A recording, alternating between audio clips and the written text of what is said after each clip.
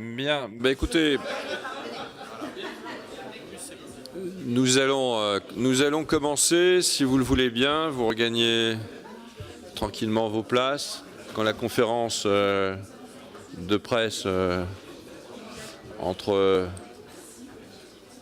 Si les Républicains pouvaient revenir à droite et En Marche rester à gauche. Non, j'ai pas osé.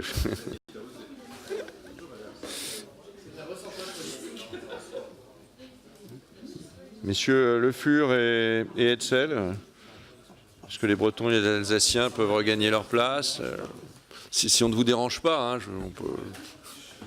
Voilà, écoutez, bonjour à toutes et à tous. Donc nous auditionnons ce matin Robert Ophèle, que vous connaissez bien, puisque c'était quasiment une de nos premières auditions. On saura si nous avons eu raison.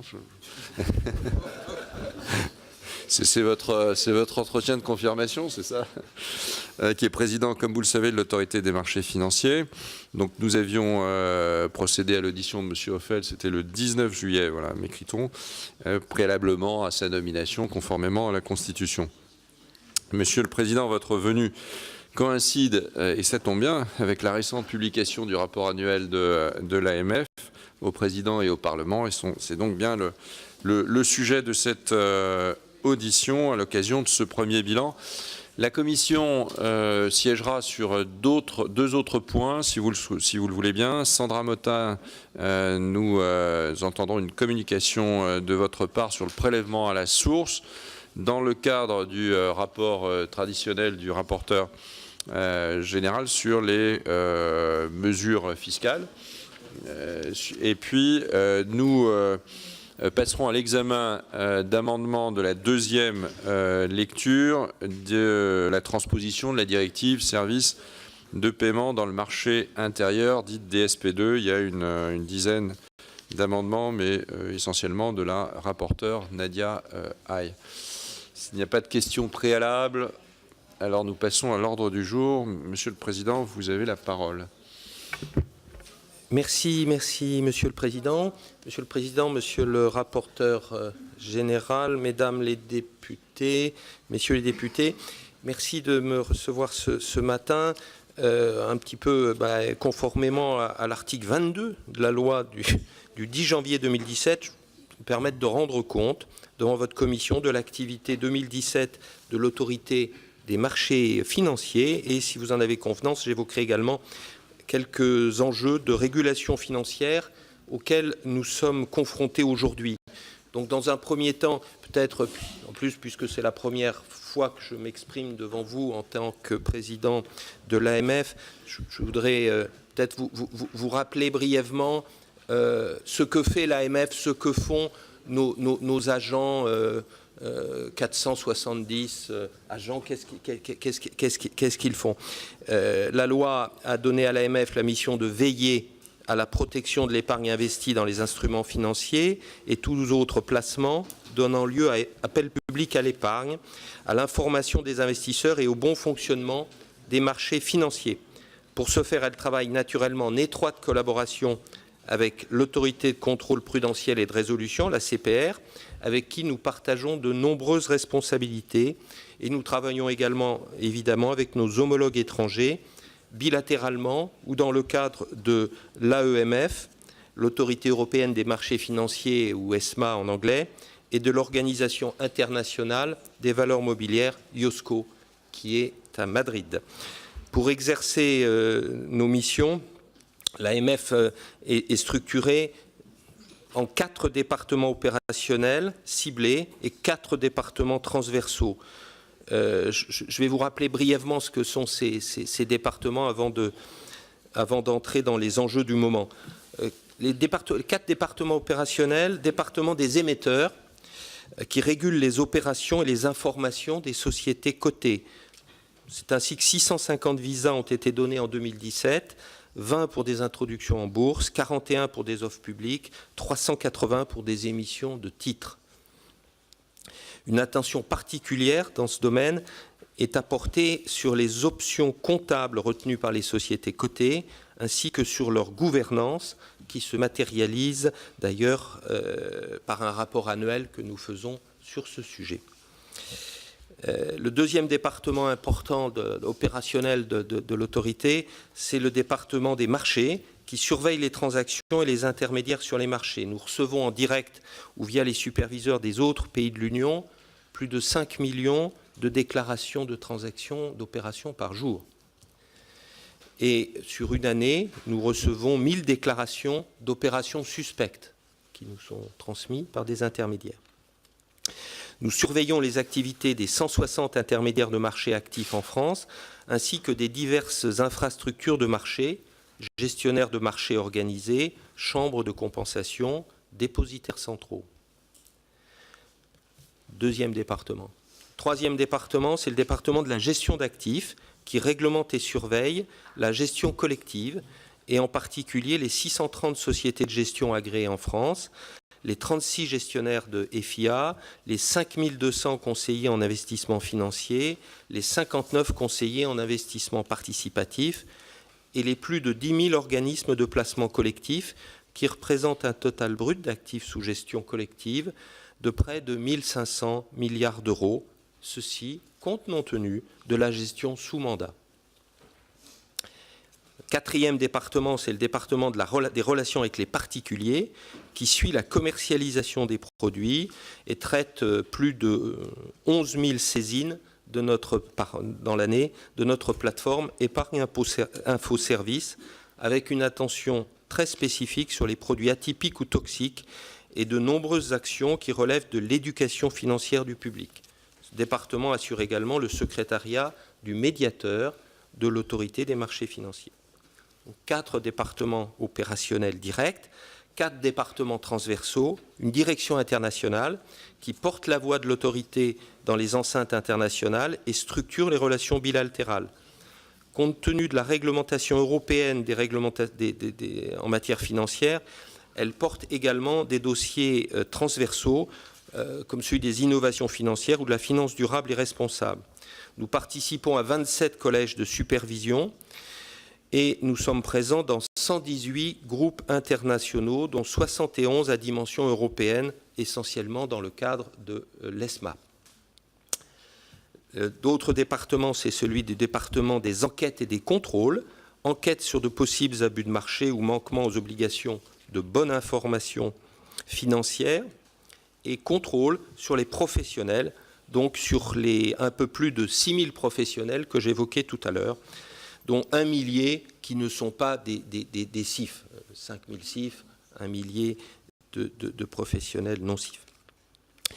L'AMF conduit environ 25-30 enquêtes par an pour son compte, une quarantaine pour le compte d'autorités étrangères. Elle conduit 30 contrôles classiques par an et développe désormais également des contrôles thématiques courts, 15 en 2017, on en fera plus en 2018 et à l'avenir, et ainsi que des contrôles que l'on appelle des contrôles de masse sur les CIF. Vous imaginez bien que sur les CIF, on ne peut pas avoir des contrôles systématiques. Donc, fonction contrôle et enquête, deuxième fonction transversale. Troisième fonction transversale, fonction juridique, avec une cellule qui est indépendante et qui est dédiée au soutien de la commission des sanctions de l'autorité. En 2017, la commission des sanctions a homologué 13 accords de composition administrative et elle a pris 15 décisions sur le fond. Enfin, des fonctions support comme partout, gestion RH, gestion financière, système d'information, communication, support administratif, environ 20% des effectifs de l'autorité sont sur ces fonctions support. Donc voilà, bref panorama de ce qu'est l'autorité aujourd'hui. Je voudrais maintenant revenir sur 4 enjeux que nous avons à relever en ce moment et auxquels je voudrais partager avec vous. D'abord, l'enjeu de la supervision européenne qui miroite avec plusieurs problématiques soulevées par le Brexit, première problématique. Deuxième problématique, l'enjeu qui est lié à la mise en place actuellement de très nombreuses réglementations nouvelles dans le domaine financier. Troisième enjeu, celui de l'innovation financière qui miroite avec plusieurs problématiques soulevées par la commercialisation de produits toxiques. Et enfin, un enjeu spécifique à la filière répressive qui est à l'épreuve de la protection des données personnelles. L'Europe d'abord. Comme vous le savez, l'émergence d'une véritable supervision européenne des marchés de capitaux constitue un de nos principaux axes stratégiques. Nous soutenons vaillamment cette ligne car elle est nécessaire à l'institution d'une véritable union des marchés de capitaux et elle est nécessaire pour que l'Union à 27 soit un ensemble cohérent face aux pays tiers, au premier rang desquels figurera prochainement le Royaume-Uni.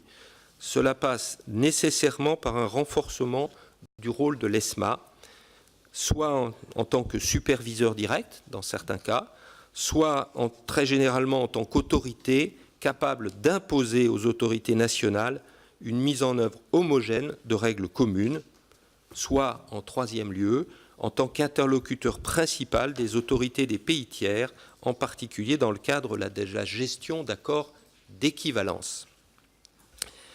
Deux propositions de la Commission européenne vont dans cette direction. Le projet de réforme des ESA, c'est-à-dire les ESA sont les trois autorités de supervision sectorielles européennes, banques, assurances et marchés financiers.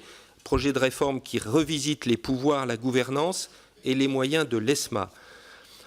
Ça, c'est le premier projet. Le deuxième projet, c'est celui de la réforme de la réglementation EMIR, qui revisite les modalités de supervision des chambres de compensation de l'Union et des chambres de compensation installées dans les pays tiers, mais qui pourraient être considérées comme équivalentes à celles de l'Union. Ces deux projets, pourtant d'une ambition modeste, on est loin du MSU, du mécanisme de supervision unique bancaire. Ces deux projets ne recueillent qu'un soutien très modéré, ceci est un euphémisme, des pays membres. La plupart d'entre eux privilégiant en fait le statu quo qui assoit leur légitimité nationale.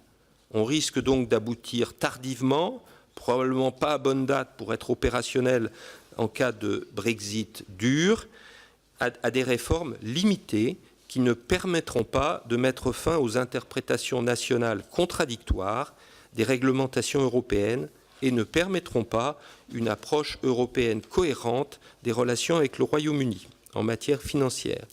Le Brexit, qui devrait avoir un rôle d'électrochoc pour revoir en profondeur l'architecture institutionnelle et faire de l'Union une zone financière cohérente, attractive et puissante, ce Brexit ne joue pas vraiment ce rôle actuellement. C'est regrettable car l'Union a beaucoup à perdre à un moment où son principal centre financier la quitte et où le dynamisme des grands établissements américains n'a jamais été aussi affirmé. Un enjeu complexe à relever. Nous nous battons vaillamment sur ce front. J'en viens aux réglementations concernant le deuxième enjeu, celui des réglementations concernant les marchés financiers, dont l'élaboration et la mise en œuvre s'est trouvée décalée par rapport aux réglementations concernant les établissements de crédit, CRR, CRD, et les assurances Solvency II. On arrive après. On arrive après avec une accumulation de nouvelles réglementations qui bouleversent en profondeur l'exercice des métiers de la finance. Nous avons MiFID II pour l'organisation des marchés et ce qu'on appelle la gouvernance produit. Nous avons PRIPS pour la commercialisation d'un certain nombre de produits financiers.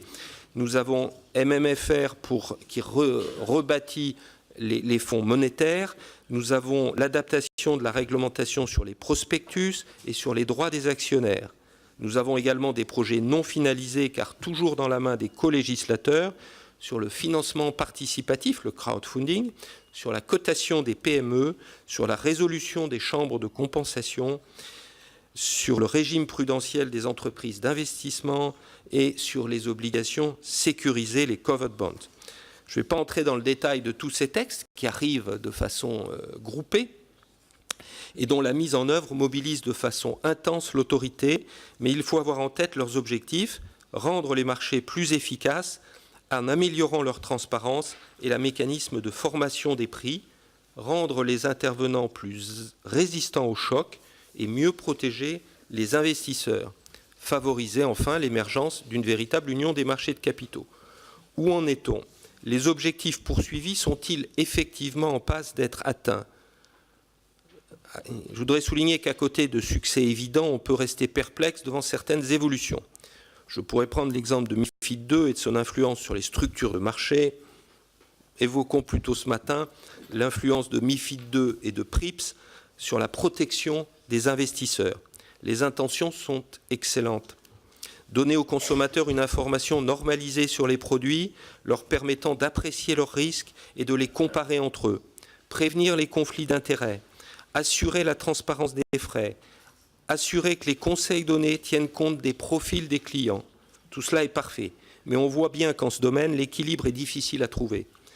À pousser trop loin la réglementation, celle-ci peut être contre-productive. Elle peut rebuter les émetteurs qui délaisseront le placement auprès de la clientèle de détail au profit de la seule clientèle institutionnelle. Elle peut décourager les intermédiaires qui préféreront réduire la gamme des produits proposés et se concentrer sur des produits les moins risqués pour limiter leur possible mise en cause. Elle peut décourager les investisseurs, rebutés par des questionnaires intrusifs, des documents d'information peu compréhensibles et parfois peu pertinents, et des avertissements peu rassurants. Tout cela ne serait à l'évidence pas favorable au bon financement de nos économies. Nous n'en sommes pas là, mais il convient d'être très vigilant et de rectifier en tant que de besoin des réglementations quand elles s'avèrent contre-productives. Rectifier des réglementations européennes, ce n'est pas une chose aisée et rapide à effectuer. C'est pour ça qu'il faut être vigilant et réactif. Notre troisième point de vigilance à l'AMF que je voudrais mentionner ce matin, c'est celui de l'équilibre à trouver entre l'encouragement nécessaire à l'innovation et la lutte contre les placements toxiques. L'innovation en matière financière, c'est d'une part l'intelligence artificielle et l'utilisation du big data, c'est d'autre part la technologie du registre distribué et les cryptoactifs. Ce sont des facteurs puissants pour revisiter en profondeur l'intermédiation financière traditionnelle, mais ce sont également des facteurs puissants pour développer la désintermédiation. L'AMF est très mobilisée pour accompagner ces innovations, en éviter les effets néfastes. Elle soutient l'encadrement des Initial Coin Offering. J'espère que nous aurons l'occasion d'en reparler dans le cadre de l'examen de la loi Pacte. Mais l'innovation est aussi un terreau d'escroquerie et de commercialisation non maîtrisée de produits risqués. Le Bitcoin nous en a fourni maints exemples. 2017 a permis de récolter les premiers fruits du nouveau cadre réglementaire introduit par la loi Sapin 2. Interdiction de la publicité pour les options binaires et pour les CFD à fort effet de levier. Elle a permis aussi de récolter les fruits des efforts effectués par l'AMF et largement relayés par les médias pour alerter et éduquer les épargnants. Mais c'est un terrain sur lequel les offres se renouvellent sans cesse. Après la vague du Forex, après la vague du diamant, ce sont les cryptoactifs qui ont pris le relais. Au cours des 5 premiers mois de cette année, sur les plus de 5000 demandes traitées par notre centre Épargne Impôt Service, 1000 ont concerné les cryptoactifs. Et près de 400 réclamations ou signalements sur ces 1000 contacts sur notre centre. 400 réclamations ou signalements depuis le début de l'année qui faisaient état d'environ 15 millions d'euros de pertes par ceux qui nous contactaient. Nous nous réjouissons donc que l'ESMA ait décidé de mobiliser pour les options binaires à compter du 3 juillet et les CFD les plus risqués à compter du 1er août les nouveaux pouvoirs introduits par MIF 2 qui autorisent l'autorité européenne à interdire de façon temporaire, en l'espèce pour 3 mois, la commercialisation des produits financiers dangereux. Je rappelle que cette interdiction s'applique que le sous-jacent soit l'option binaire, que le sous-jacent de l'option binaire ou du CFD soit une devise ou un cryptoactif. C'est-à-dire qu'à partir de cette date-là, une option binaire sur Bitcoin, sa commercialisation est interdite dans l'Union européenne pour 3 mois. Ce même texte donne ce pouvoir d'interdiction de commercialisation aux autorités nationales, mais sans son caractère temporaire. Nous verrons donc le moment venu comment nous prendrons le relais de l'ESMA, mais il est clair que ce relais sera complexe à prendre car on retrouvera les tentations nationales d'adapter l'interdiction.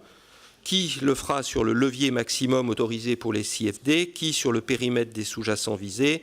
Je n'exclus même pas que certains pays suppriment tout simplement l'interdiction sur leur territoire. Je profite de ma présence ici pour plaider en faveur d'une extension du champ d'application des dispositions de la loi Sapin 2 qui, au-delà du Forex et des options binaires, nous permettent de demander également le blocage de l'accès aux sites proposant de façon illicite des investissements en biens divers, ce qui est le cas dans certains cas pour les diamants et les cryptoactifs. Ainsi d'ailleurs que d'assurer, de bloquer les sites de financement participatif irrégulier, comme on commence à en trouver également. Mon dernier point concerne la menace que constitue pour notre filière répressive et plus particulièrement pour la détection et la répression des abus de marché, notamment des manquements d'initiés, la menace que ferait porter une application non proportionnée des nécessaires protections de données individuelles. Le Conseil constitutionnel a considéré en juillet 2007, en fait il l'avait déjà dit clairement en 2015, cela étant, en juillet 2007, il a considéré que l'encadrement par la loi de notre recours aux données de connexion, les FADET, n'était pas suffisant pour garantir la protection des droits individuels. Il a laissé à l'État jusqu'à la fin de cette année, donc il a laissé 18 mois à l'État, pour mettre en place un cadre adapté à ce recours. Le projet est finalisé, il a été repris dans le projet de loi Pacte. Mais il y a désormais urgence à prendre les mesures qui permettront de conserver cette source précieuse d'indices qui permet de poursuivre les manquements d'initiés. De même, il importe que les échanges de données que nous avons avec les autorités de pays tiers dans le cadre de nos enquêtes respectives, que cet échange de données perdure dans le cadre de la nouvelle réglementation européenne GDPR qui est entrée en vigueur au mois de mai. Nous suivons de près l'issue des travaux qui sont menés entre l'OICV et l'autorité européenne en charge de la protection des données, nouvelle autorité qui s'appelle EDBP et qui a pris la suite d'un groupe qui s'appelait le WP29.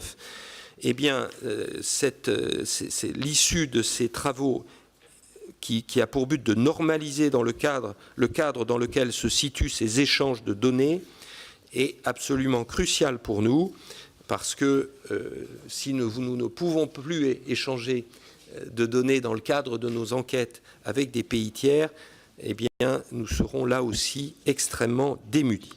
Voilà quelques éléments d'introduction que je voulais faire et naturellement, je suis à votre disposition pour répondre à vos questions. Merci beaucoup.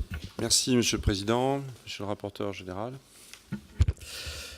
Merci, Président. Je ne m'attendais pas à parler tout de suite. Je croyais que vous alliez poser des questions, Monsieur le Président, sur les bitcoins. Mais je sens que ça va venir après. Donc, je vous laisse le sujet. Oui, Monsieur le Président, quelques questions, si vous permettez. Plusieurs ont trait à la loi Pacte, bien évidemment. Certaines à la situation des comptes de l'autorité des marchés financiers. Mais permettez-moi de commencer déjà par la lecture de votre rapport annuel où vous avez soulevé un niveau élevé de valorisation boursière qui sont très supérieurs aux fondamentaux et notamment aux États-Unis avec les conséquences que l'on sait sur le retour de la volatilité sur les marchés. Alors, compte tenu de votre mission qui consiste à protéger l'épargne et à veiller au bon fonctionnement des marchés des instruments financiers, est-ce que vous pouvez nous indiquer quels sont pour vous les principaux risques sur les marchés financiers, tant au niveau français qu'au niveau international? S'agissant de la loi Pacte,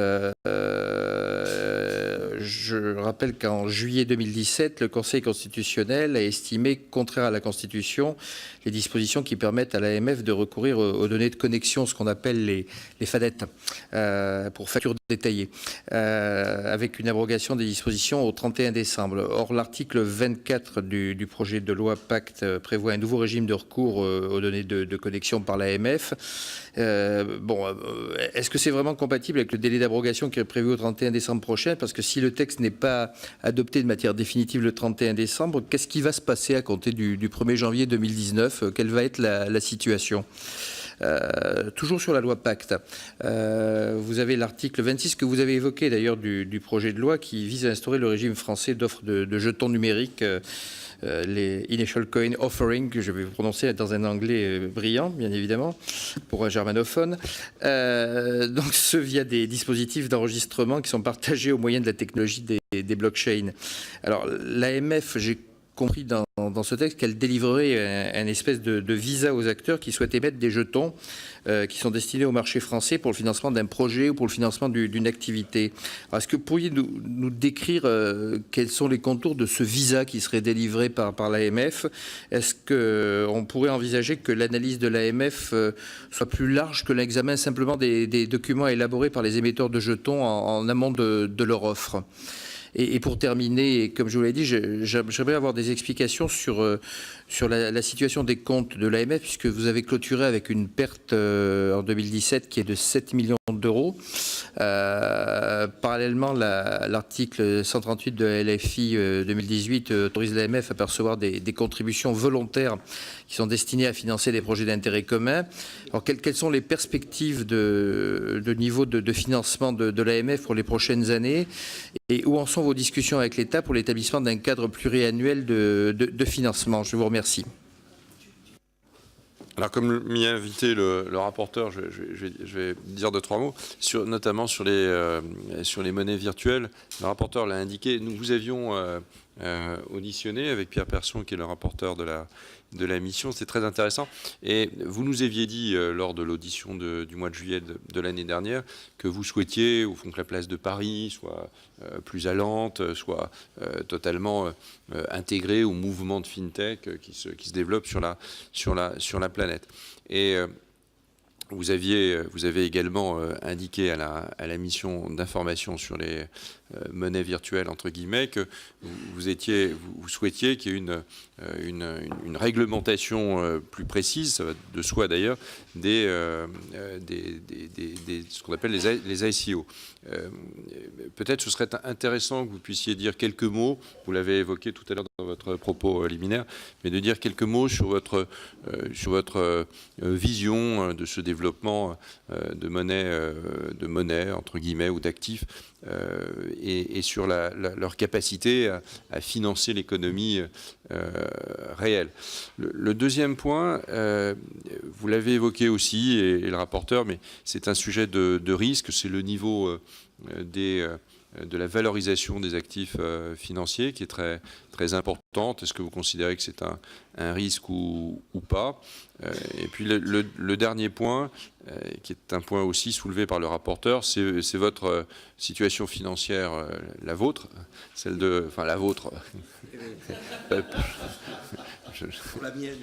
Pour votre situation familiale, je vous laisserai vous exprimer si vous le souhaitez, mais surtout celle de l'AMF.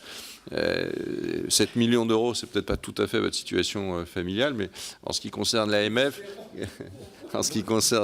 c'est un sujet concernant ses propres moyens. Donc, est-ce que vous considérez que vous avez les moyens de travailler? Est-ce que vous considérez qu'il faut revoir le budget de l'AMF et comment lui donner plus de visibilité compte tenu de l'importance de ces travaux?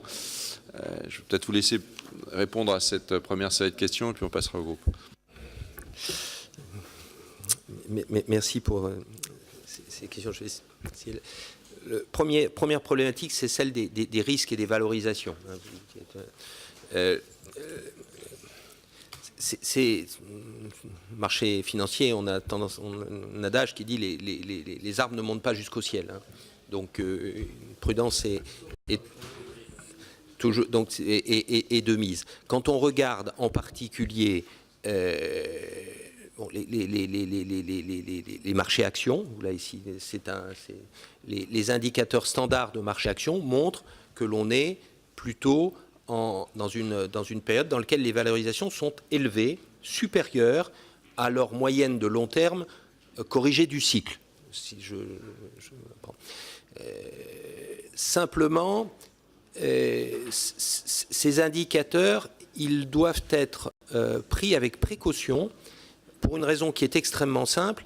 On voit bien le concept d'un price earning ratio, c'est-à-dire le rapport entre le résultat d'une entreprise et sa valorisation boursière. Valorisation boursière divisée par le résultat annuel de l'entreprise. C'est son price earning ratio. Si on le corrige du cycle et qu'on fait la moyenne, on regarde où est-on. On est très au-dessus de cette moyenne. Simplement, la problématique, c'est que dans beaucoup de pays, aux États-Unis et en France, il y a eu un certain nombre de réformes structurelles qui font que les marges des entreprises et leurs résultats ne sont pas déterminées aujourd'hui comme elles l'étaient dans le passé. Le CICE, la baisse du taux d'impôt sur les sociétés fait que structurellement, les anticipations qu'on peut avoir sur le résultat des entreprises est plus élevé de ce fait-là que ce qui pouvait être le cas auparavant. Et donc, le fait qu'on soit au-dessus de la moyenne de long terme est un indicateur de vigilance, mais ce n'est pas dans mon esprit un indicateur selon lequel, automatiquement, eh bien, on est en haut d'une bulle. Parce qu'un certain nombre de réformes structurelles de ce point-là sont arrivées aux États-Unis ou en France. Mais c'est à l'évidence un point de vigilance très fort. On a la même chose dans un autre domaine sur les marchés de taux, avec une compression du coût du risque, du spread, qui permet de positionner les différents risques de crédit des émetteurs qui sont extrêmement faibles. Et on sait aussi que la normalisation monétaire dans la zone euro en est à son tout début, et donc qu'a priori, il y a une hausse potentielle des taux d'intérêt, en particulier à long terme, qui est devant nous. Et compte tenu de l'endettement très important des entreprises, des ménages ou de l'État et du secteur public, eh bien, nous avons une vigilance particulière à avoir en ce domaine. Aujourd'hui, le principal souci que nous avons n'est pas de cet ordre-là, il est de l'ordre de ce que pourrait être une guerre commerciale. Une guerre commerciale déclenchée par, faut être clair ici, par des États-Unis qui ont pris un petit peu comme ils l'avaient fait en 1930, je ne sais pas si le parallèle sera bon, mais un certain nombre de mesures pour relever un certain nombre, Smoot, Hesley, bon, bref. Pourquoi je dis cela? Parce que ça déstabilise des pays émergents, ça déclenche des menaces sur la croissance, ça déclenche des menaces sur l'inflation, ça déclenche des menaces sur les équilibres de change.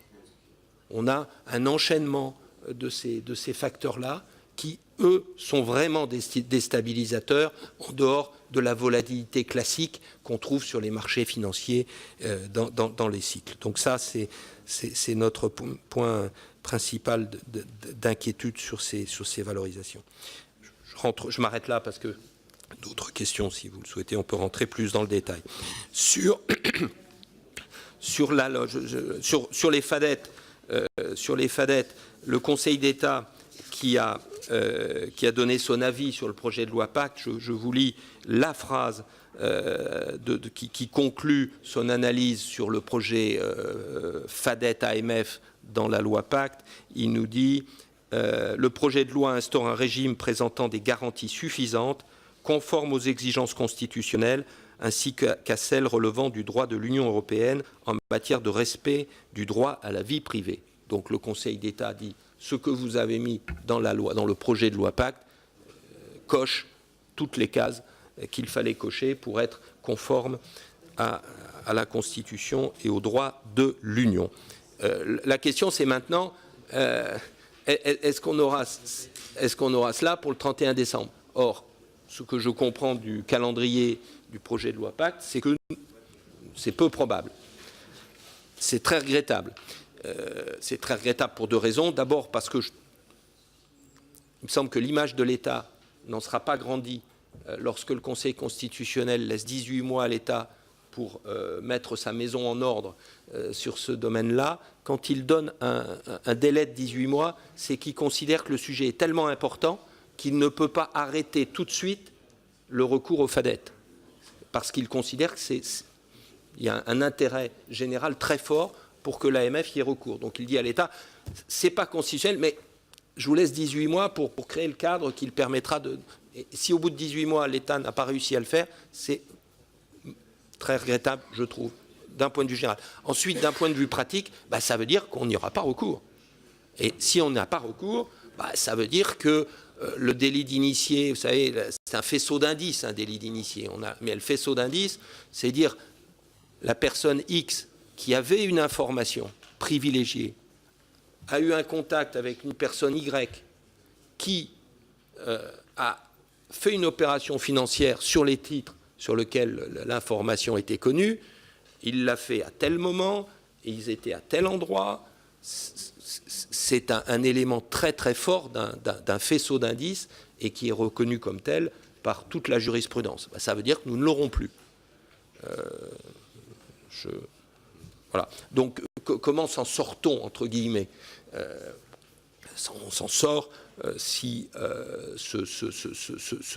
cette partie du texte pacte, qui est, je crois, bien balisée maintenant avec l'avis du Conseil d'État, est repris dans un autre texte d'ici là. Je le mentionne, je ne suis pas maître des horloges sur ce point de vue-là, mais c'est une possibilité. Et j'ai dit la même chose à la Commission des finances du Sénat, parce que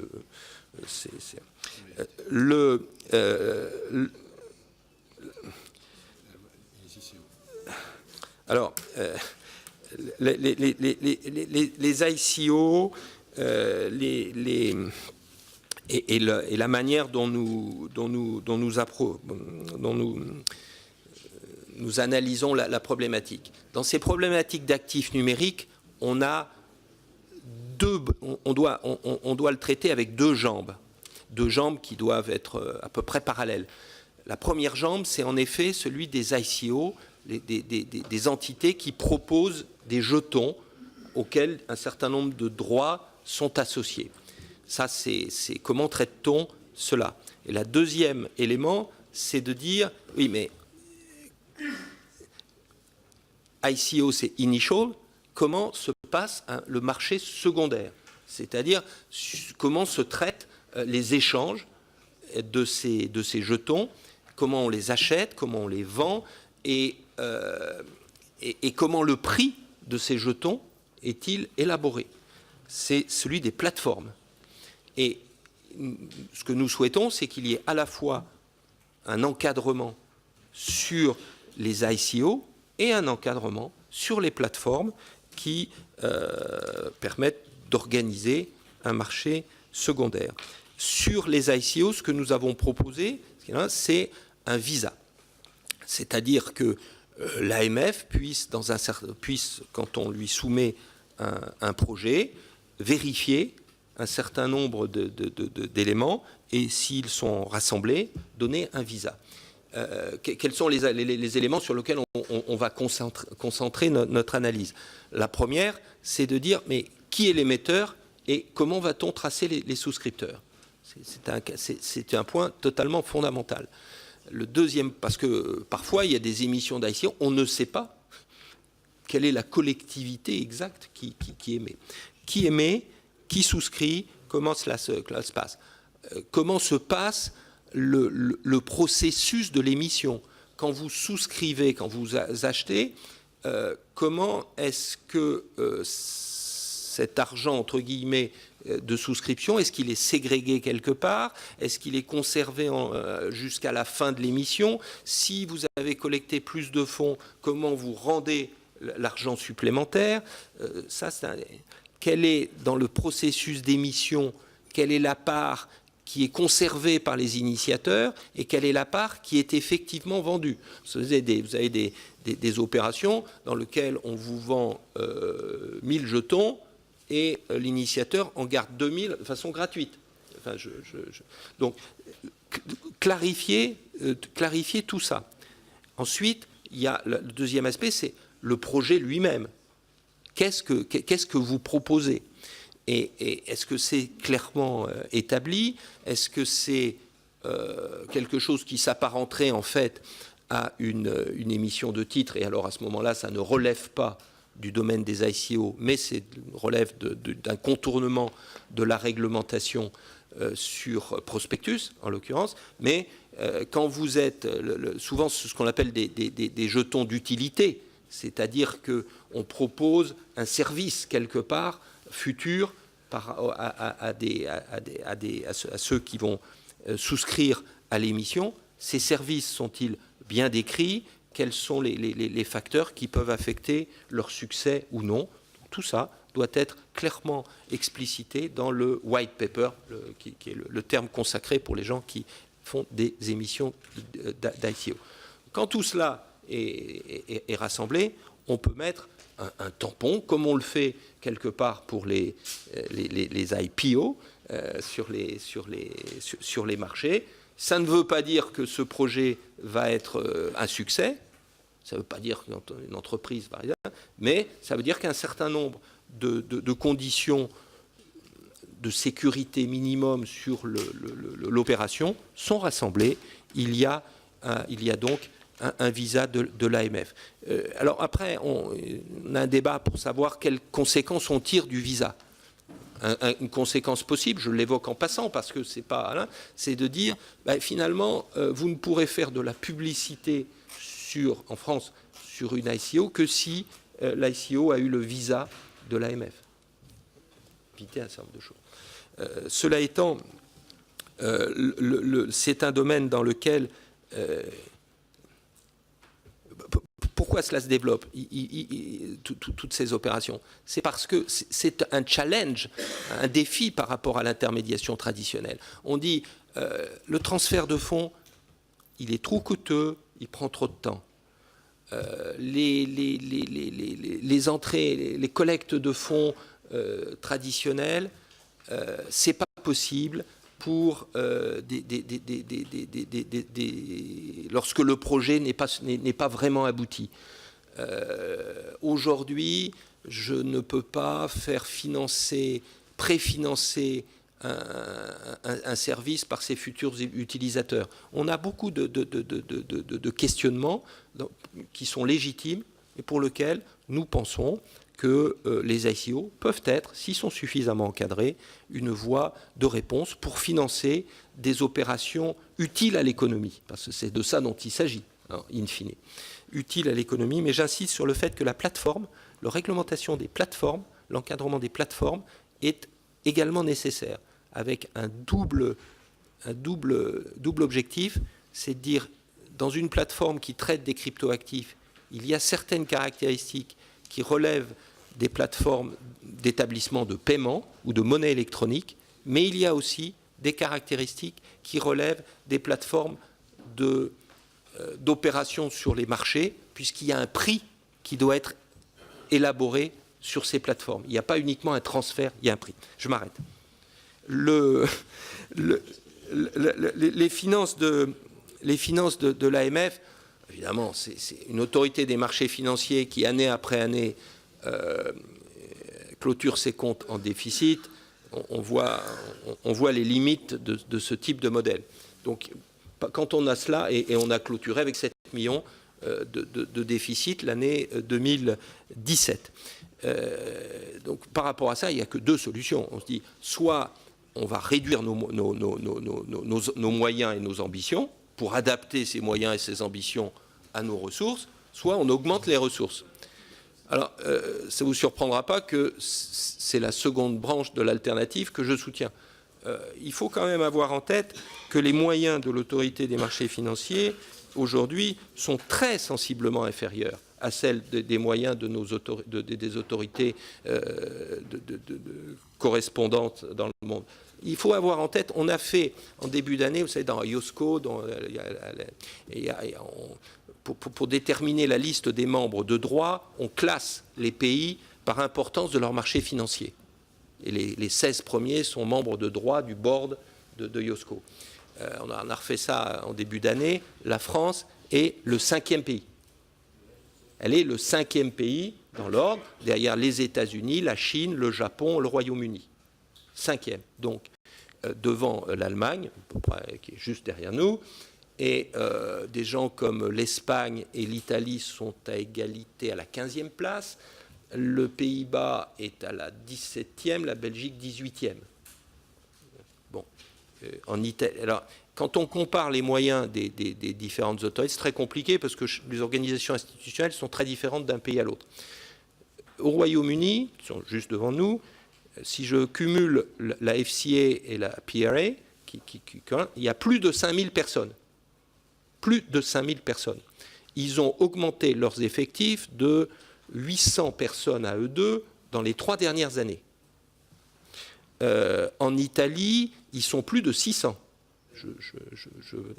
Et en Italie, le périmètre est à peu près le même que nous. Aux Pays-Bas, c'est identique. Je recevais hier le rapport annuel de mes amis belges. Non, je ne vais pas vous le dire parce que ça nous... Ils sont à peu près à 400. Bon.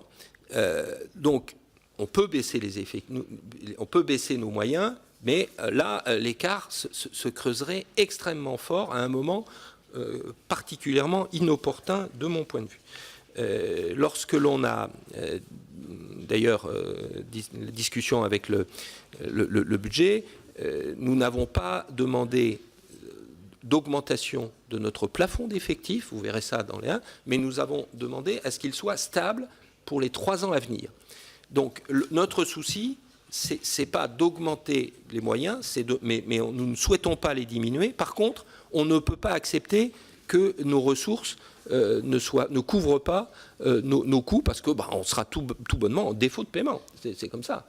Alors, en 2017, les 7 millions de déficit ont déclenché des réactions. Vous avez pu voir dans la loi de finances que vous avez votée la possibilité que pour l'AMF de collecter des contributions volontaires pour financer des projets d'intérêt commun.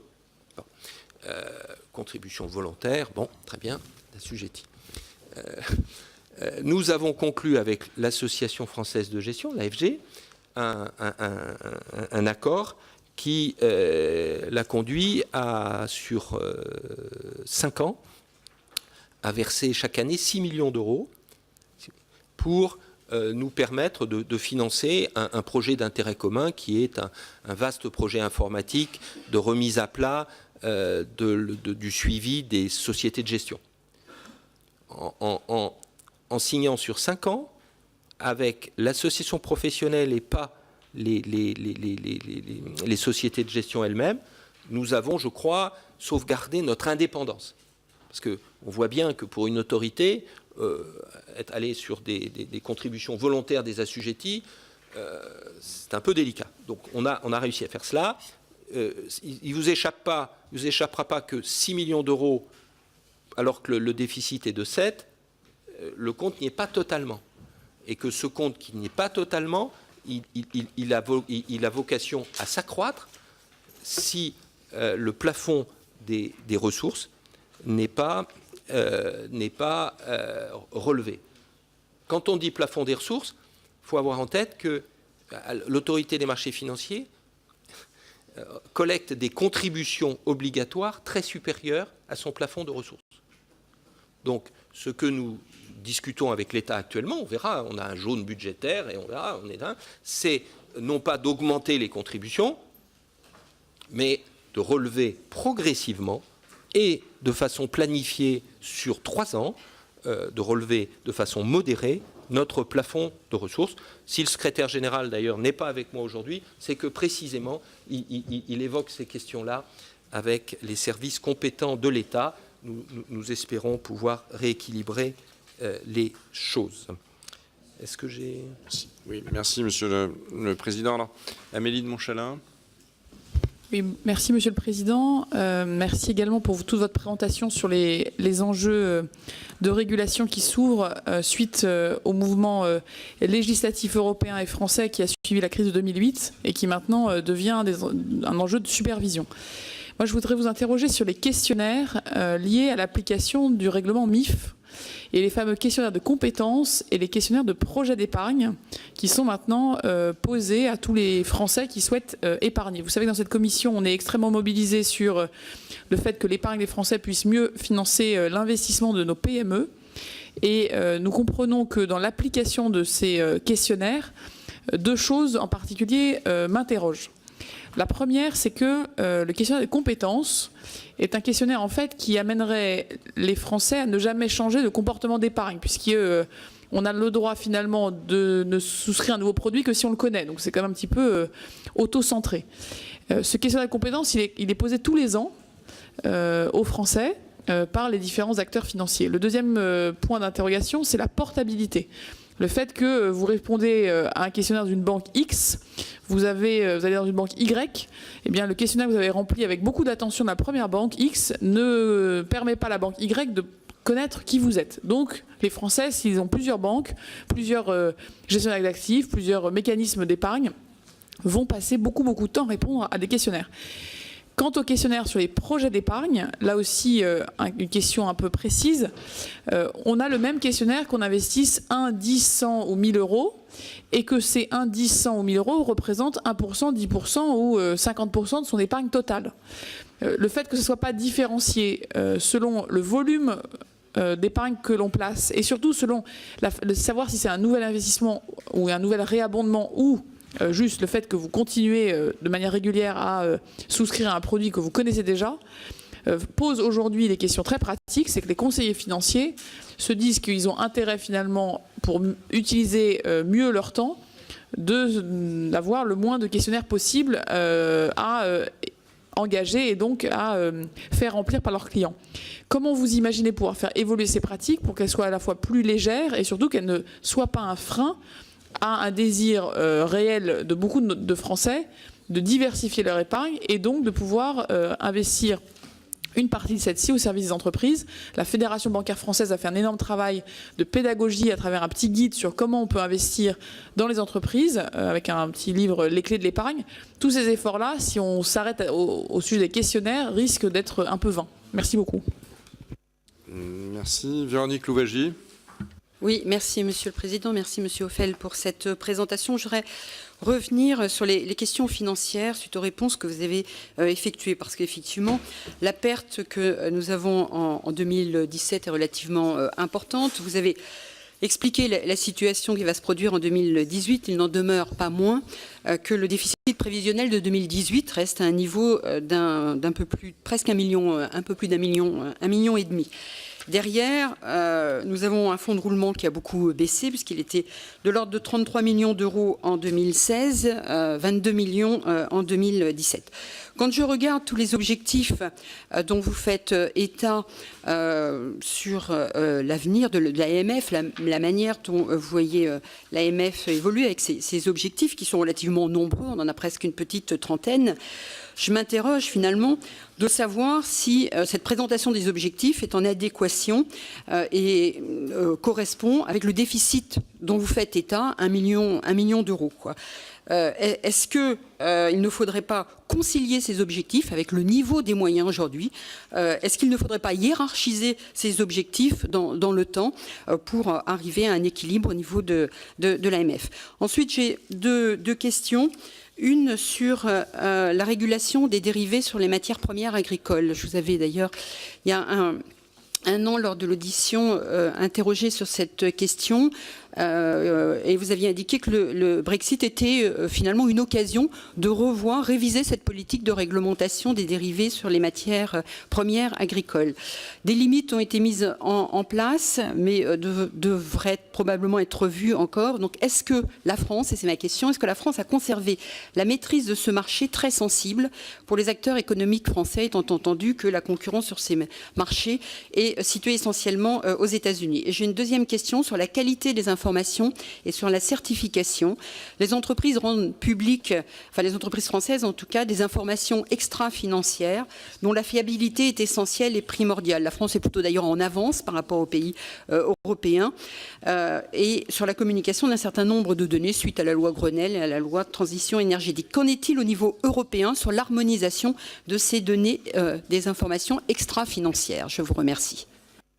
Merci. Mohamed Lakila. Oui, Monsieur le Président, 2 points. Le troisième sur les comptes a été largement traité. Le rapport se félicite de préserver le grand public des offres de produits financiers hautement risqués, tels que les cryptoactifs, l'AMF aurait fermé 138 adresses depuis 2014, ce qui aurait amené à un recul de 70% des publicités sur les offres très risquées. Or, les questions, c'est quels sont les outils utilisés et sur quels critères avez-vous défini les 138 adresses fermées depuis 2014 comme malveillantes? Comment vous assurez que certaines sociétés dites honnêtes ne soient prises dans vos filets par inadvertance? Le deuxième point, l'activité, vous l'avez rappelé dans le rapport, s'est déroulée dans un environnement plutôt favorable au marché puisque le CAC 40 a progressé de plus de 9%. Le nombre d'introductions en bourse a également augmenté et les montants levés ont doublé par rapport à 2016. Côté gestion d'actifs, le nombre de sociétés de gestion est resté stable. Question avec la guerre économique aujourd'hui menée par les États-Unis contre l'Union européenne, mais aussi contre la Chine. Dans ce contexte international peu favorable, comment voyez-vous la prospérité des marchés financiers pour 2018? Bien sûr. Alors, Jean-Louis Bricout. Merci, Monsieur le Président. Monsieur le Directeur, merci de votre intervention. J'ai commencé par l'affaire Vinci de février 2017 qui a montré le risque que pouvait représenter la manipulation d'un cours de bourse au travers de la diffusion d'un faux communiqué et d'un faux démenti d'ailleurs. Les malfaiteurs ont ainsi spéculé. Je crois que la spéculation est allée jusqu'à une chute du cours de 18% pour se stabiliser à 5%. Cet épisode donc a remis en question la chaîne de l'information, vous obligeant à mettre en place un portail de vérification des émetteurs officiels de communiqués d'entreprise cotés. Quel enseignement concret tirez-vous de cette affaire Vinci et quelle efficacité pour ce portail? Je voudrais revenir aussi sur l'un de vos axes que vous avez considéré comme stratégique. Un renforcement de l'autorité européenne des marchés financiers, l'ESMA, apparaît comme une nécessité pour structurer l'union des marchés de capitaux. D'ailleurs, lors de votre première audition en juillet 2017, vous avez rappelé la nécessité d'organiser un système européen de supervision associé au marché unique des capitaux. Face à une mondialisation financière plus que jamais présente, où en êtes-vous dans ce projet? Et l'AMF œuvre-t-elle à la constitution de ce superviseur européen? Et votre approche est-elle de constituer un simple réseau entre les superviseurs nationaux ou bien de mettre en place un superviseur européen en bonne et due forme? Le cas échéant, avec quel calendrier? Vous aviez également expliqué lors de votre première audition que le règlement européen, l'EMIR, qui s'appelle l'EMIR, je rappelle que ce règlement impose de nouvelles contraintes aux différents acteurs des marchés de produits dérivés et qu'il vise à rendre le marché des produits dérivés plus sûr et plus transparent, était remis en discussion pour une possible révision. Donc, où en êtes-vous de ces discussions? Et réviser ce règlement européen signifie-t-il de revisiter toutes nos réglementations afin de permettre une mise en conformité de nos textes en droit interne avec le droit européen? Et puis, faut-il aussi mieux encadrer les obligations vertes? Où en êtes-vous sur ce sujet? Et quelle est votre appréciation sur l'arrivée d'organismes financiers britanniques suite au Brexit? Quel pourrait être votre rôle en termes d'accompagnement? Puis sur votre situation financière, je crois que vous avez donné les principaux éléments de réponse. Merci. Merci. Éric Coquerel. Oui, Monsieur le Président, j'ai quelques questions à vous poser. Juste auparavant, une petite réflexion sur votre réponse sur la question des crises financières. Vous dites que les arbres ne montent pas jusqu'au ciel. Dans le capitalisme financiarisé, j'ai même tendance à penser que oui, il peut monter jusqu'au ciel et même devenir intersidéral. Et que très certainement, il y a des gens qui étaient aussi optimistes que vous avant la crise des subprimes. Et puis à un moment donné, la réalité reprend son droit. Voilà, donc je suis, vous l'avez compris, beaucoup moins optimiste que vous, malheureusement, sur l'imminence ou en tout cas la venue d'une nouvelle crise. J'ai des questions à vous poser autour des paradis fiscaux. Est-ce que vous jugez avoir suffisamment d'informations à propos de l'utilisation par des sociétés françaises cotées et leurs filiales de leur activité dans les paradis fiscaux? Est-ce qu'il ne faudrait pas imposer aux sociétés cotées et pas seulement aux banques de publier ces données et d'en transmettre un rapport détaillé à l'AMF? Deuxième question, est-ce qu'il ne faudrait pas restreindre l'accès au marché français des filiales de sociétés mères établies dans des États non coopératifs qui ne respectent pas les normes prudentielles minimales? ne faudrait-il pas permettre à l'AMF de contrôler ces sociétés mères? Troisième question, quel est l'état du droit de sanction de l'AMF envers des sociétés cotées? Est-ce que pour vous, c'est suffisant? Et enfin, une question qui est plus générale, est-ce que vous ne pensez pas qu'il faudrait sanctionner plus durement par la loi le trading à haute fréquence? Et si oui, peut-on le faire unilatéralement? Merci beaucoup. Enfin, alors je ne sais pas si c'est Fabien Roussel ou Jean-Paul Dufresne. Jean-Paul Dufresne. Oui, Monsieur le Président, brièvement, mais sur un sujet qui nous est particulièrement cher, comment participez-vous à votre niveau à la détection de l'évasion fiscale? Quels sont vos outils? Quelles sanctions sont applicables? Et puis,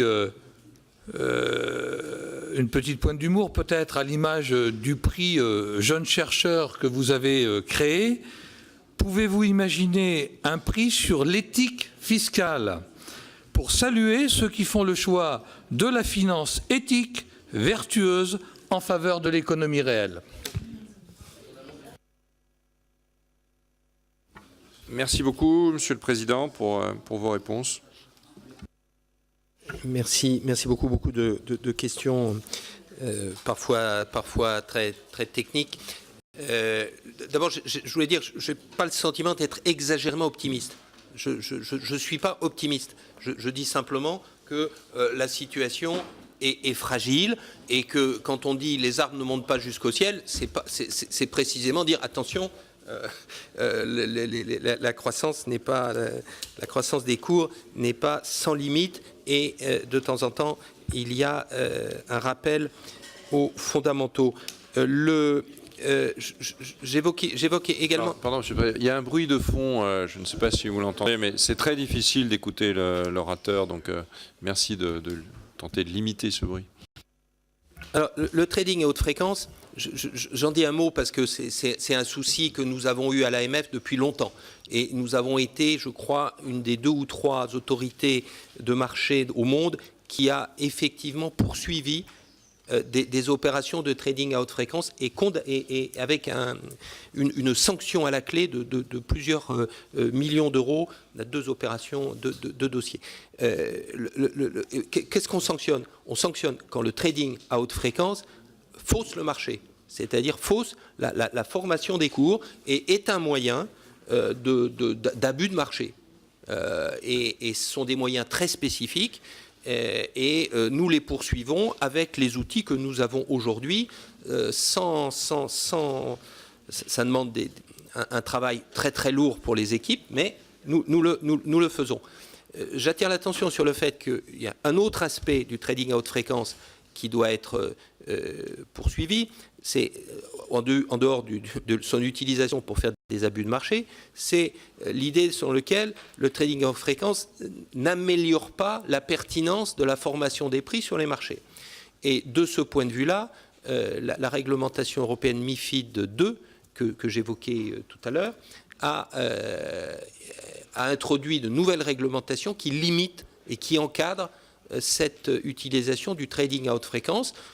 Les algorithmes eux-mêmes doivent être transparents pour les superviseurs et le mécanisme du pas de cotation, qui donc interdit d'avoir des pas de cotation disproportionnellement trop faibles par rapport à la liquidité des titres, fait que mécaniquement le trading à haute fréquence est limité, est encadré par ce type de réglementation. Nous y sommes extrêmement attentifs. Dans quelques questions concernant les questionnaires. C'est un petit peu ce que j'évoquais dans mon propos introductif en disant à trop en faire, on peut être contre-productif. Nous savons, c'est les questions que l'on suit de près. Nous avons fait en 2017 et nous allons publier dans quelques jours le résultat de nos enquêtes thématiques que nous avons fait auprès d'intermédiaires sur la manière dont il mettait en œuvre ces obligations de connaître le client et de faire des questionnaires afin de détecter des bonnes et des mauvaises pratiques. C'était sous l'empire, ces travaux qui ont été faits essentiellement en contrôle l'an dernier, sous l'empire de MIF 1, et donc on va les recommencer sous MIF 2. Évidemment, la question que vous posez, c'est dire est-ce qu'on pourrait à la limite avoir un questionnaire standard, le même que tout le monde utiliserait, ce qui, à l'évidence, aiderait à sa portabilité. Portabilité à l'initiative du client, bien sûr, parce que la protection des données personnelles est indispensable. C'est un sujet sur lequel nous travaillons pour faciliter la vie. Faciliter la vie de tous. Il faut bien avoir en tête qu'il y a plusieurs types de questionnaires. Quand vous faites un conseil, vous avez besoin d'avoir un questionnaire différent que quand vous vendez un produit uniquement. Quand on fait un conseil, ce qui est intéressant dans la dynamique du conseil, c'est qu'au lieu d'avoir une approche produit, on peut avoir une approche panier, portefeuille. Et ça change tout. Ça change tout, parce que quand vous voulez acheter un produit risqué et qu'on vous met des avertissements très, très significatifs en disant « attention, ce produit n'est pas pour vous », ça décourage immédiatement. Mais en fait, peut-être que ce produit est pour vous si vous en avez 5% dans votre portefeuille. Mais ça, c'est une démarche de panier, c'est une démarche de portefeuille global.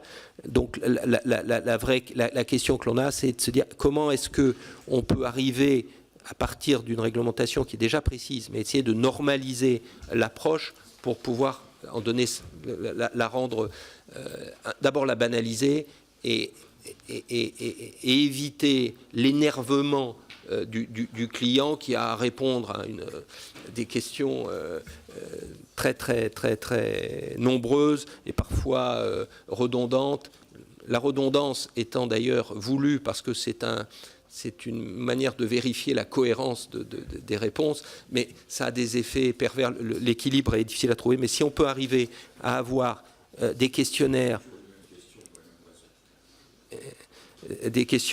identiques ou à peu près identiques, ça aidera fortement la portée. On est au début du processus actuellement. Quand on regarde la réglementation, je ne vais pas les citer ici, mais il y a un certain nombre d'erreurs dans cette réglementation. Il faut les corriger. Le problème, c'est ce que j'évoquais tout à l'heure, comment vous corrigez une réglementation européenne ? Ça, c'est compliqué. Quand on dit, le jour à l'ESMA, il y a le board de la commission, je lui dis, mais PRIPS, réglementation, quand est-ce qu'on fait une revue de PRIPS ? Ah, il dit, non, surtout pas. On vient de le faire. Non, c'est trop compliqué. Oui, mais regardez, la manière dont c'est traité, ça ne va pas. Les produits courts ont des taux de rendement absurdes. Les produits, la rémunération attendue de produits longs est absurde aussi, et c'est quand même pas agréable pour un superviseur que l'industrie lui dise, vous savez, ce que vous me demandez de mettre dans le document de PRIPS, ça induit le client en erreur parce que ça lui laisse à penser que la rentabilité du produit va être élevée alors que ça ne peut pas être le cas. Les taux d'intérêt ont beaucoup baissé au cours des 5 dernières années, ça ne va pas rebaisser de la même manière dans les 5 années qui viennent. Et donc, je passe. C'est un verre à moitié vide et à moitié plein, il faut essayer de le remplir. Mais il n'est pas vide aujourd'hui. Il n'est pas vide. Il faut le faire. Vous avez cité Vinci, c'est un sujet, c'est une manifestation un peu particulière d'un risque de cybercriminalité qui s'est développé de façon massive. J'ai mentionné tout à l'heure des cas où dans des plateformes de placement participatif, de crowdfunding, eh bien, il y avait des clones. Quelqu'un faisait un clone de la plateforme officielle et réglementée. Il faisait un clone, il mettait les mêmes projets, Mais évidemment, quand vous envoyez l'argent, ça part ailleurs. Et donc, ça, c'est une lutte sans fin. On a pris un certain nombre de mesures à la suite de l'opération Vinci. On demande un certain nombre de moyens supplémentaires pour faire fermer les plateformes illicites, comme on peut le faire pour les plateformes d'options binaires ou de CFD. On a un problème plus général en Europe, et ça rejoint la problématique de la supervision européenne. Vous avez la possibilité en Europe de localiser votre entité où que vous vouliez. Il y a l'e-prestation de services, passeport. Donc vous localisez votre activité dans un pays et vous la commercialisez ailleurs. Et dans un certain nombre de cas, il n'y a aucune commercialisation dans le pays dans lequel l'entité est implantée. Et vous êtes une autorité française, vous voyez arriver dans votre pays des produits commercialisés, et quand vous avez un problème de mauvaise commercialisation, vous devez passer par un long chemin de croix qui va jusqu'au pays d'origine, qui réagit ou qui ne réagit pas. S'il ne réagit pas, vous pouvez demander à l'ESMA. Enfin bref, un an après, vous arrivez peut-être à régler votre sujet, mais pendant ce temps-là, la commercialisation, ça ne va pas. Ça ne va pas. Et ça ne va pas, ça veut dire que ce type de liberté ne peut être accepté que s'il y a au centre un superviseur capable de faire respecter les mêmes règles partout. Et aujourd'hui, ce n'est pas encore le cas. Ce n'est pas encore le cas. Je vais prendre un exemple qui est très simple, c'est les OPCVM, UCIT. Ce ne sont pas des directives européennes d'application maximale. C'est-à-dire qu'il y a des divergences entre les pays extrêmement fortes. Vous pouvez mettre dans des OPCVM des produits dans certains pays qui ne sont pas acceptés dans d'autres. Néanmoins, tous ont un passeport. Et on est loin d'arriver. Je ne suis pas en faveur d'un superviseur unique, parce que la relation avec le client est quelque chose qui est très très important, et vous ne pouvez pas tout réglementer d'un seul centre. Néanmoins, si ce centre n'est pas en mesure d'imposer une mise en œuvre cohérente, rapide, immédiate des règles communes, ça ne va pas. Aujourd'hui, ce n'est pas encore le cas.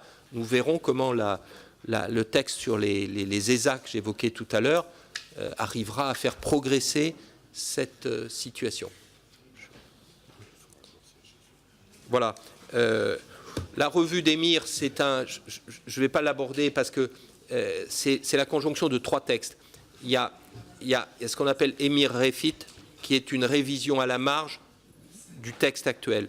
Est-ce qu'on peut être un clearing member sans être un établissement de crédit, etc. Vous verrez d'ailleurs dans Pacte des échos de cela. Emir Refit, vous avez Emir 2, qui est un texte sur la manière dont on accepte de travailler avec les chambres de compensation de pays tiers et la manière dont les chambres de compensation en Europe sont supervisées, quel est le rôle des banques centrales, des autorités nationales et de l'ESMA. Ça, c'est le 1. Et puis, vous avez un autre texte sur la résolution des chambres de compensation. C'est-à-dire, quand vous avez des textes sur la résolution des banques, comment ça se passe quand une banque est en défaut, comment ça se passe quand une chambre de compensation est en défaut. Ce qui est très très significatif, parce que ce sont des acteurs clés de l'intermédiation financière. Donc ces 3 textes sont actuellement en discussion. Je ne vais pas anticiper parce que ça nous amènerait peut-être un peu loin, Monsieur le Président. Un dernier mot sur les marchés de matières premières agricoles. Une des conséquences immédiates de MIFID II, c'est que les marchés dérivés de matières premières qui étaient pour l'essentiel localisés à Londres ICE, qui est l'entité qui les développe, on a fait repasser aux États-Unis un nombre très très élevé. Pourquoi? Parce qu'il a dit votre réglementation européenne, elle est trop sévère. Elle limite les positions, les limites d'emprise d'un certain nombre d'acteurs. Moi, je ne fais plus ce travail dans ce cadre-là. Je passe tout, beaucoup de mes activités, je les ramène aux États-Unis. Et à ce moment-là, d'ailleurs, les autorités britanniques ont téléphoné à ICE, ont dit mais comment se fait-il que vous ne... ICE a dit mais vous savez, British Petroleum, il ne veut plus faire ses opérations à Londres dans le cadre, il veut les faire aux États-Unis. Donc moi je suis. C'est dire qu'aujourd'hui, peut-être on n'a pas trouvé encore le bon équilibre de la réglementation de ces produits. En France, on a très peu de choses. On a les marchés agricoles de grains, en effet, et puis on a un petit peu de Power Next sur l'énergie. Ce marché n'a pas été affecté par les nouvelles règles, mais n'a pas eu d'inconvénients particuliers. Mais il est clair que un certain nombre de curseurs sont actuellement en cours de révision pour éviter des effets indésirables que l'on a constatés. Je pourrais rentrer bilatéralement, si vous le voulez, sur ces questions-là. Bien, merci. Catherine Hausson. Merci, Monsieur le Président. Nous sommes peut-être plusieurs ici même, mais c'est surtout le cas de beaucoup de nos concitoyens, à recevoir sur nos boîtes mail des publicités sur les crypto-monnaies ou le Bitcoin. Pas plus tard que la semaine dernière, j'étais consternée de recevoir une de ces publicités alléchantes où, en grand, il est écrit, je cite, « Les crypto-monnaies n'en sont qu'à leur début, il est temps d'investir. Investissez et sécurisez vos capitaux en toute confiance. Élu meilleur investissement de l'année », où l'on dit que la valeur du Bitcoin a été multipliée par 6 de janvier à octobre 2017. Et comble de tout, la publicité précise « Il n'existe aucun autre produit avec une telle performance ». Monsieur le Président, par ces publicités, on ment aux épargnants. Par exemple, en leur promettant, je cite toujours, qu'il y aura toujours un acheteur pour faire la contrepartie. Ou en leur promettant des gains aisés et faramineux, et on leur ment sur la sécurité des placements. Va-t-on laisser faire? Est-il possible de réglementer, voire d'interdire ces abus, c'est-à-dire non seulement des publicités mensongères, mais aussi et surtout l'existence de tels produits dangereux? Enfin, j'avais prévu de vous interroger sur les moyens comparés, mais vous y avez répondu. Je vous remercie. Merci. Patrick Hetzel. Merci beaucoup, Monsieur le Président. Monsieur le Président, je voudrais revenir sur un point sur lequel l'AMF s'est prononcé récemment et qui nécessite, à mon sens, des évolutions dans les pratiques. En l'occurrence, il s'agit des stress tests. Vous vous êtes prononcé en indiquant que aujourd'hui, il y avait un certain nombre de limites dans le développement, notamment des macro-stress tests, parce qu'ils sont généralement pratiqués uniquement dans le secteur bancaire et avec une vision très top-down. Et donc, du coup, parmi les préconisations que vous avez formulées, c'est qu'il faudrait d'abord les généraliser et pas simplement dans le secteur bancaire, mais de manière plus générale sur les marchés financiers auprès d'autres organisations. Est-ce que vous pouvez nous en dire un petit peu plus d'une part et d'autre part nous préciser quelles sont les actions que l'AMF compte mener pour faire en sorte qu'on aille vers une plus grande fiabilité, une plus grande efficacité de ces fameux macro-stress tests? Je vous remercie. Daniel Labaronne. Merci, Monsieur le Président. Le Brexit va avoir pour conséquence que la principale place financière de l'Union quitte l'Union européenne. Vous avez peut-être abordé ce point au début de votre intervention. Je n'étais pas présent, je m'en excuse. Alors, cette situation crée une opportunité considérable pour faire de l'Europe continentale et singulièrement de la France une place financière de premier plan. Alors, derrière ce statut de leader, on sait bien qu'il y a de la valeur ajoutée, il y a de la croissance, il y a de l'emploi. Mais pour supplanter le Royaume-Uni, encore faut-il construire une véritable union des marchés de capitaux à 27. Mais ça suppose que l'Union se dote d'une supervision unique des marchés financiers et que l'on abandonne les principes d'une supervision nationale des prestations de services financiers. Or, vous notez dans votre rapport qu'il y a des réticences à cette démarche de supervision européenne dans le domaine financier, alors même que l'Union s'est dotée d'un mécanisme de surveillance unique dans le domaine bancaire. Monsieur le Président, comment expliquez-vous ces réticences et quels sont les enjeux de cette supervision unique pour le développement des activités financières en Europe continentale et notamment en France? Je vous remercie. Merci. Dominique David.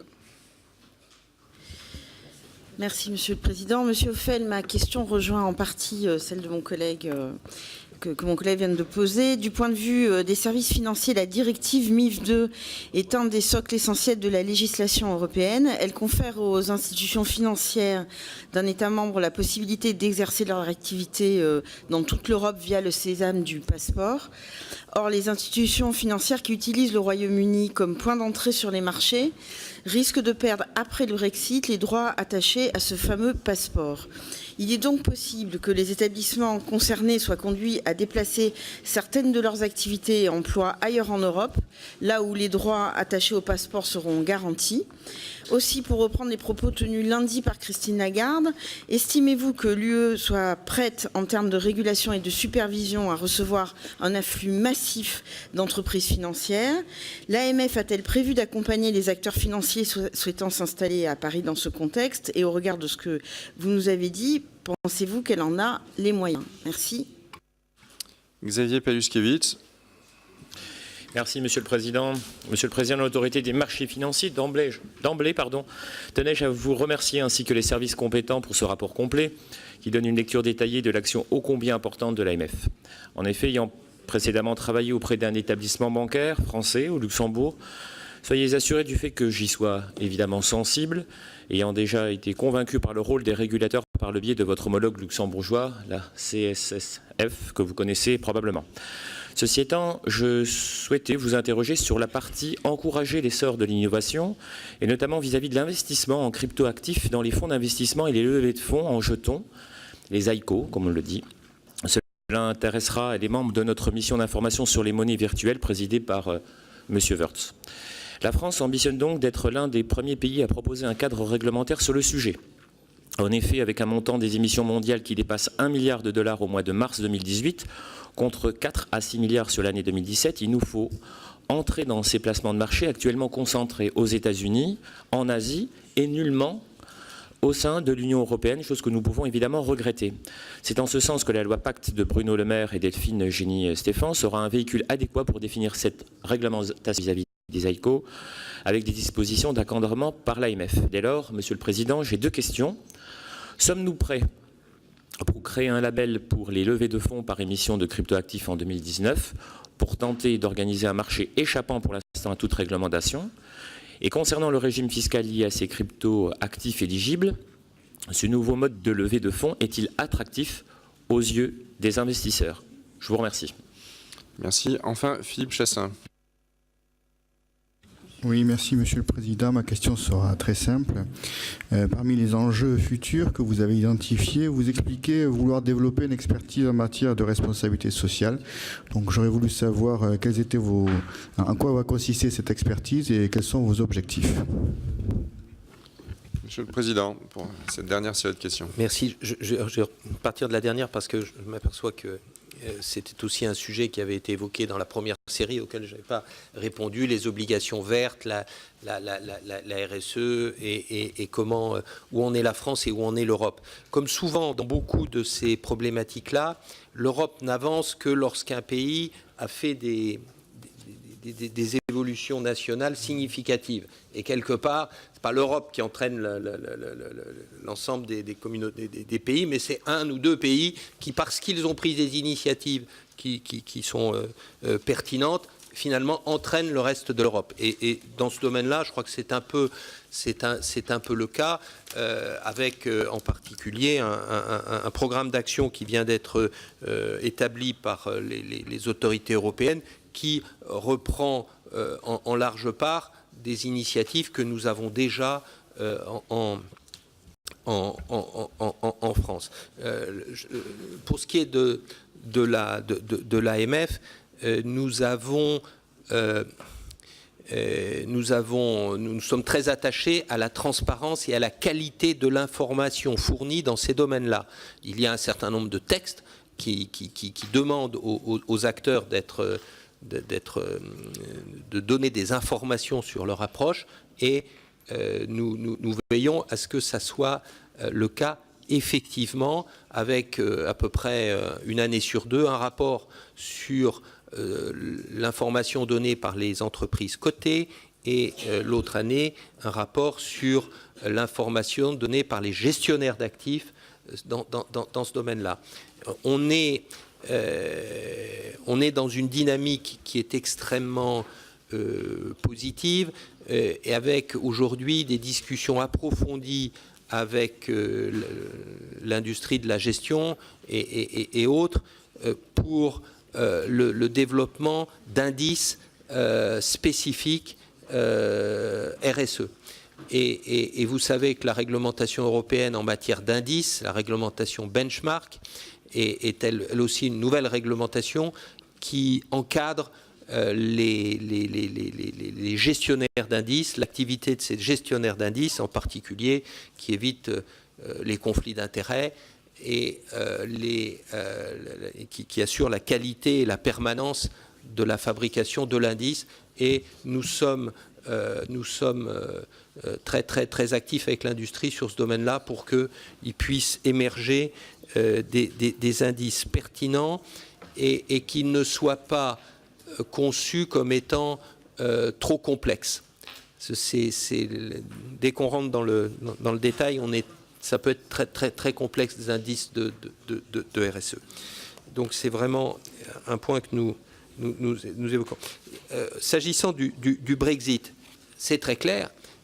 Tout dépendra évidemment si c'est un Brexit dur ou un Brexit avec une transition ordonnée telle que le prévoient les projets d'accord de retrait. Si c'est un Brexit dur, nous avons immédiatement, dans tous les domaines de services financiers, la perte des passeports. La perte des passeports, ce qui a des conséquences dans tous les sous-domaines des marchés financiers. La gestion d'actifs, les marchés de gros, les chambres de compensation, les bourses elles-mêmes, les bourses elles-mêmes.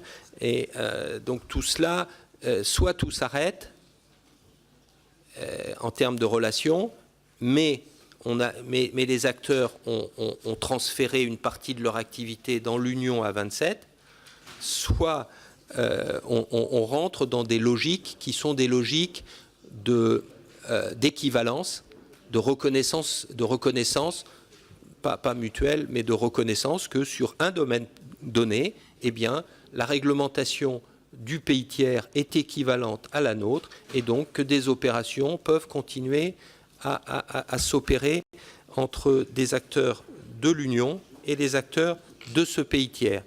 Tout ça se fait au cas par cas, activité par activité, et MIF 2 en est un domaine possible, avec aujourd'hui des conditions d'équivalence qui sont absolument pas adaptées aux relations possibles entre le Royaume-Uni et l'Union à 27.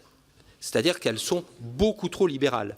C'est-à-dire que si on accordait l'équivalence au Royaume-Uni dans le cadre de MIF 2 actuel, eh bien, on aurait intérêt à aller aux États-Unis pour faire des opérations. Au Royaume-Uni, j'ai dit Royaume-Uni. On aurait intérêt à aller au Royaume-Uni pour faire des opérations dans l'Union. Donc, il est absolument nécessaire de réviser cela. C'est en cours au niveau des colégislateurs européens.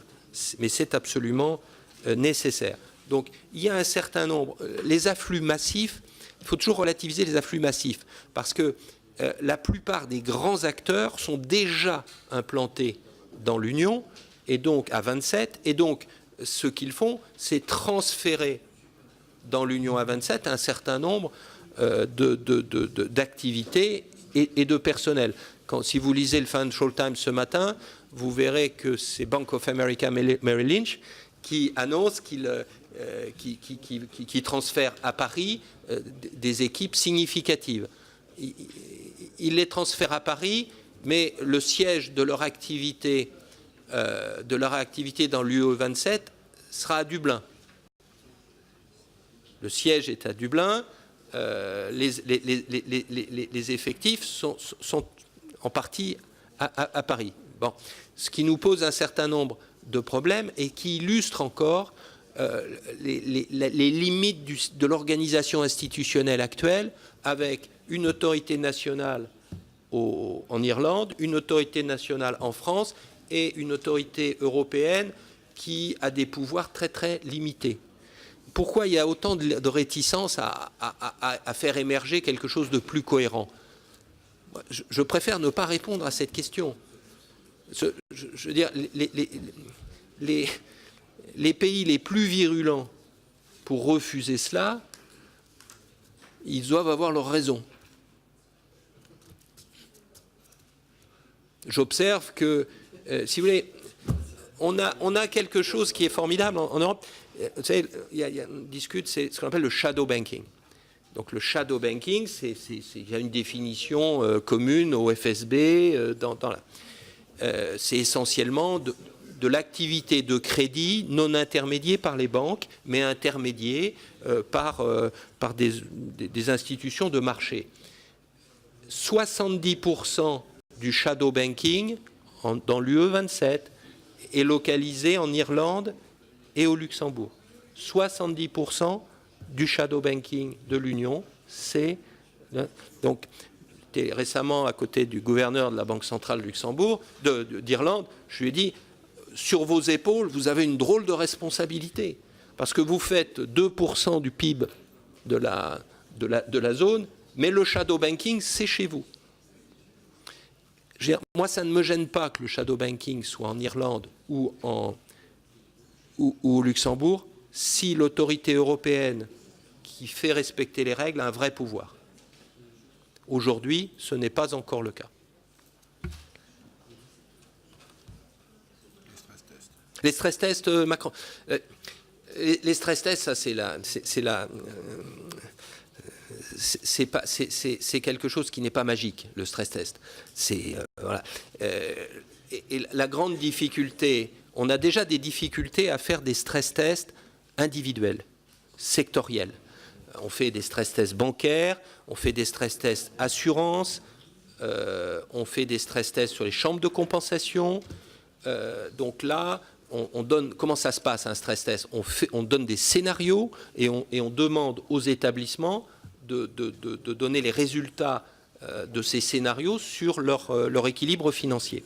Et là, il y a d'autres techniques qui consistent à dire j'ai tellement de données, moi superviseur, que je suis capable, moi tout seul, de faire le stress test et donc j'ai une liberté beaucoup plus importante dans les scénarios que je teste.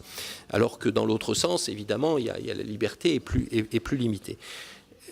Ça, c'est déjà compliqué.